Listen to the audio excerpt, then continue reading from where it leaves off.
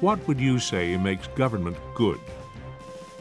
Alexander Hamilton said, "The true test of a good government is its aptitude and tendency to produce a good administration." Hamilton doesn't mean good government is one where the rulers make good decisions. He argues that a good government has a structure, a constitution, that tends to cause public officials to make good decisions. And the best way to make sure government officials act properly is to make their interests coincide with their duty. An absolute dictator makes wise and prudent decisions if he possesses a particularly virtuous character. But the possibility of good dictators doesn't make dictatorship a good form of government. As the U.S. Republic operates today, officials may only retain their offices if the people are satisfied enough to elect or re-elect them. And appointed office holders are ultimately accountable to the people through the elected officials who do the appointing.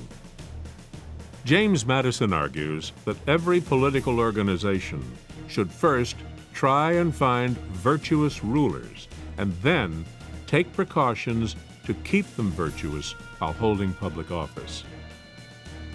His famous quote from Federalist No. 51 speaks to this point. "If men were angels, no government would be necessary.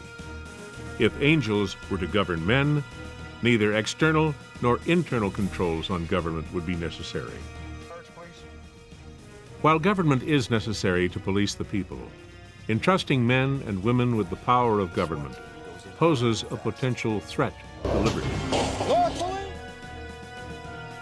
Speaking to critics who thought the proposed Constitution did not do enough to protect the liberties of the people without a Bill of Rights, Madison said that the only solid basis of all our rights is dependent on public opinion and on the general spirit of the people and of the government.